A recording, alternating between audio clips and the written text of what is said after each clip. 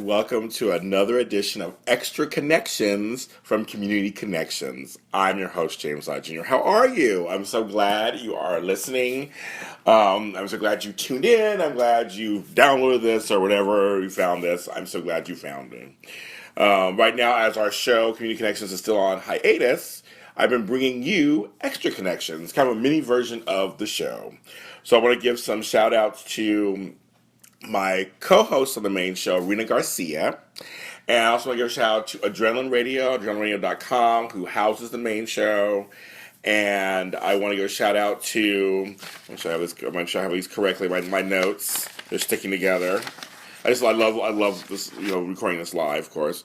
So Montbello Chamber of Commerce, of course, who has a bunch of events, which later on in the episode I'm going to talk about the events that are coming up. They have a bunch coming up in the next month or so.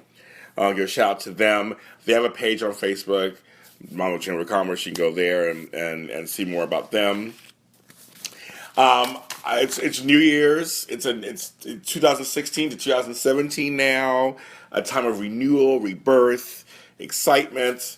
The clock starts over, and I'm so excited. I'm very excited to see what this year has to bring for me and for my co-hosts and for everyone that's listening. It should be a good year for all of us. I'm thinking positive, and I'm just so excited for that. This episode is titled kind of the past, the present, the future.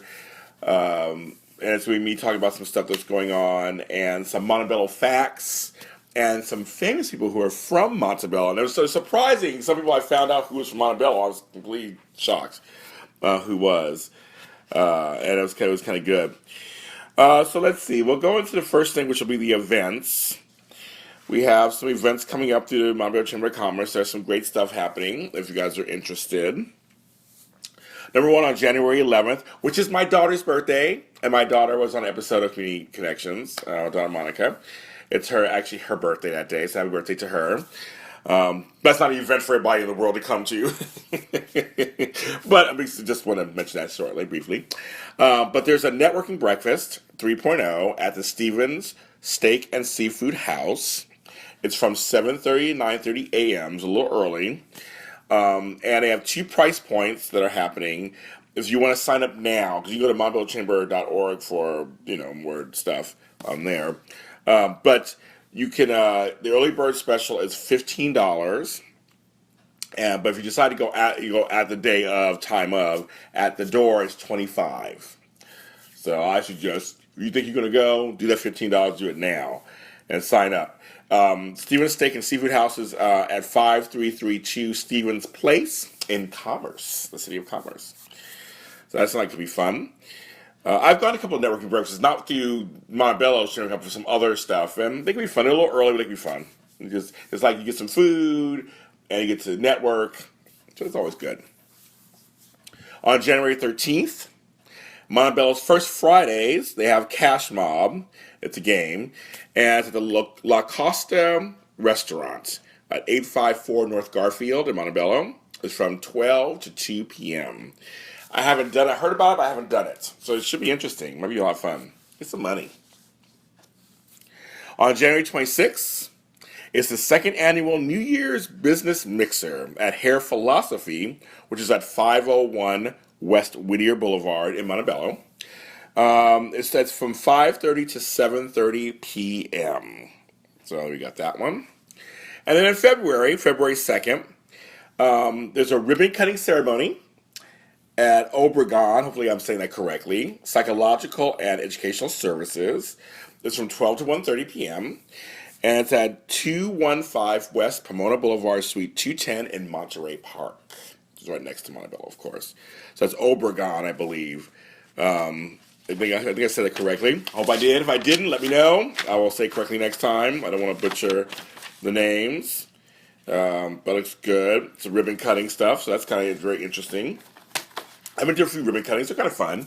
Exciting. Welcome a business into town, and they usually have a giant ribbon, and they have the giant scissors sometimes, or the little ones. It's a lot of fun. But again, it's part of the whole village mentality of everybody coming together to welcome a new member of the village. And I love that a lot, of course.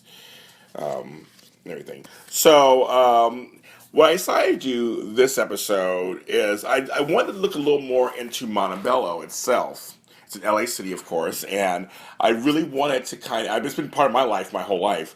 But I wanted to really look into it and see if there's any history or anything notable about it. And I found out some interesting stuff that I want to share with you guys. But first, I should tell you, which I think I did on the show once, but kind of tell you a little more about my connection to Montebello. Because doing this show was very interesting for me because Montebello was a place that I went to as a kid up until high school because of my god family. My godmother and godfather and my god siblings are all in Montebello. And so I used to go to see her family and his family. They were all in Montebello. So I used to go there all the time as a kid. I spent many holidays and birthdays and summers and things in Montebello, a city that I know anybody knew much about, because LA has a lot of cities. LA County is a lot of them, and in Montebello is in the eastern part of the county, of LA County, and I don't know anybody else was going there. It felt like for me as a kid, it felt like an adventure every time we went out there. And my godparents had a nice big house and they had a backyard. It felt like this adventure I would go to, like I was going somewhere else. Like we were, of course, because it was, you know, I lived in LA and we were going to Montebello, but it was just more of an adventure. Everything just seemed different out there. I remember the streets were like Avenida de la this, and it just felt like the houses were different, the setup was different. Uh, it just felt really different than being in LA. And so I used to always go all the time. So when the show came out, that I would do this, it was interesting that I was from Montebello, like all the cities in LA that I used to go to as a kid. I used to go there, and now I'm asked to talk about Montebello. So just a full circle moment. You just never know where your life's going to lead and what part of your life is actually going to help you later. And I do the radio show. My radio shows I do, of course, are in Whittier, which is not far from there. So it's just the whole part of the world. Didn't think 30 years later I'd be going back to it. So that's kind of a very interesting thing. So that's kind of my background. And my godparents had a UPS store for years, post office store for years, and they're part of the chamber. And so shout out to Wendy and Ken Hayakawa. I give a shout out to them and to my god family. Montebello was incorporated October 16th, 1920. So it's like hasn't made the 100 years yet, but it's getting there. I guess it's getting there, right? 1920 to 2020. Yeah, so we're getting there. We'll be getting there in a few years. It's been around for a while. It's about 8 square miles, and it's about 63,000 people live there. So like so small amount. Montebello means in Spanish or Italian, it means beautiful mountain. Like funny. Like I said, in the eastern part of LA County, it's considered one of the gateway cities. Um, in 1847, make sure I get the right, 1847, when I was doing some research on this, it was part of the Battle of the Rio San Gabriel, because it's also near San Gabriel Mountains and all that stuff. And the battle took place in Montebello. It was not Montebello yet, but took place in several cities surrounding Pico Rivera, Montebello. It's that whole area. And today, it's a California State Historical Landmark, number 385, on Bluff Road and Washington Boulevard. You can see the site. It's there, but it took place there back then. That's kind of interesting. Montebello had an original name. It wasn't Montebello. It was Newmark. Never knew that. I was like, wow, never knew that. Hydraulic engineer William Mulholland suggested the name Montebello. And they took the suggestion. That's how the name came. Imagine it was still called Newmark. I kind of like Newmark's a great name for a city. I know it's kind of interesting they didn't say that. The predecessor to the Montebello Chamber of Commerce was the Montebello El Carmel Improvement Association. And El Carmel was considered today the area where South Montebello is now. and they were together from 1907 to 1912. And it was all about the improvement of the city, the area, the whole area. 'Cause it wasn't incorporated yet, of course, because that's 1920. But they wanted to improve things. It was known for oil back then and stuff like that, so they really wanted to like work the area. And then later it changed name to Chamber of Commerce. But I was like, it was very interesting. I didn't know there was a name before that. It was known for agriculture and oil. Standard Oil Company was there, but agriculture, they grew a lot of stuff there, plants and vegetables. And today, the biggest population there is Mexican American. They also have a large Asian American population there too. And even back in the day, when I was doing research, there were a lot of Japanese Americans who had land there in Montebello that lost their property during World War II during the internment camp situation. A part of our history that we're not very proud of course. But they lost a lot of they had a lot of land, a lot of agriculture and stuff growing, and they lost the land. And I think that's a sad part of our history there. Montebello is the 32nd Senate District. It's the 58th Assembly District, and it's the 38th Congressional District. Now, here's the part that I thought was kind of fun. It's like, there's a bunch of people from Montebello who were born in Montebello, raised, and or went to school, high school in Montebello. And some people, I was like, I didn't know this. I had no idea. And hopefully these are all true. I did some research, and hopefully these are all true. If they're not, let me know. One is Alan Bannister, who's an MLB player. Ken Davidian. I'm probably butchering the name. He's an actor who's best known for Borat, that movie with the allergy creator and all that. That's kind of a fun little fact there. Let's say Ken Davidian. I think it's it. I thought I had the name. Now suddenly I can't pronounce it. 10-time boxing world champion Oscar De La Hoya. No idea. Rodney Eastman, who's an actor who was in the Nightmare on Elm Street movies 3 and 4. I love those movies. John DeCure, who was an Oscar-winning art director. He was nominated like 8 or 9 times. He won for The King and I, Cleopatra, and Hello, Dolly. Talk about 3 iconic movies. That kind of was crazy. Actor Jay Hernandez, who's been in a lot of stuff. He's really good looking. He is best known for being one of the leads in Hostel. Ooh.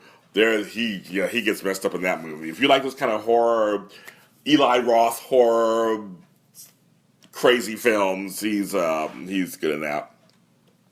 My girl from Days of Our Lives, Judy Evans. I met her actually because I used to do the Edition Days of Our Lives after show on AfterBuzz TV.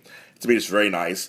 She plays Adrienne Kyriakis on Days of Our Lives. She was also used to play Beth on Guiding Lights. So she's been around for a long time. She's done a lot of stuff for a long time. Very fun, but I had no idea she was from Montebello. Also, Jack Russell, the lead vocalist for heavy metal band Great White.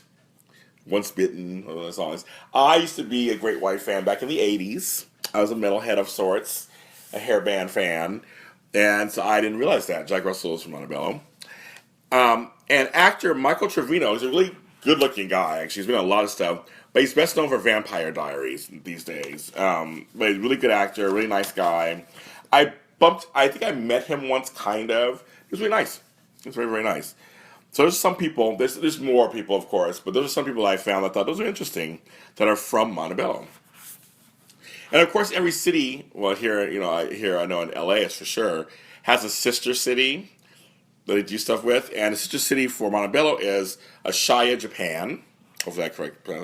I'm having a hard time pronouncing things today. Hopefully that's correct also, the pronunciation. They actually send student ambassadors over there, so on occasion to do that. So it's kind of fun. That I love to go. I love to go to Japan. I've never been. I would love to go. It'd be so much fun. So those are some facts about Montebello.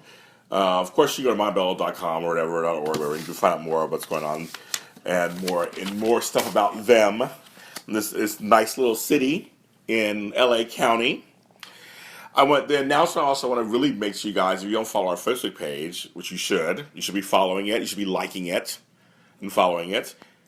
We are now on iTunes. That's right, kids. Community Connections is on iTunes. So go to iTunes, type in Community Connections, or type in JLJ Media, one of the two, and it will pop up, and you can listen and download the episodes. Go there, like, rate, subscribe, comment, do all that stuff. Do it all there. Make us happy, and do that. And it's kind of fun, so you can do that now. But we're also on Spreaker.com. If you don't have iTunes, we are on Spreaker.com. It's under my JLJ Media page, and the episodes are there too. You can listen and download there also. So non-iTunes Apple people can do Spreaker.com, JLJ Media, and other, or you type in Community Connections, it'll come up. And iTunes people, Apple people, it's on iTunes. So we got it in 2 spots. You can't miss it. And also on a side note, it's also on my SoundCloud page.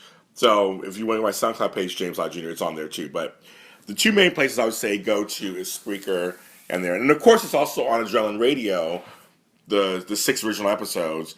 And those, you go to adrenaline.com and go to the archives, and they're on there also. So you have you have no excuse not to find. And if you haven't listened to old episodes, you should listen to them.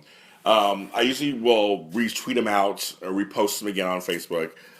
You can follow me at James Lott Jr. on all social media platforms, and I usually post them out again because I love the episodes. They're so good. I'm so proud of them, and they're just so great.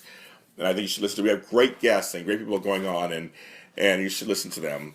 And then of course, the 2 previous extra connections that I also posted are in all those places also.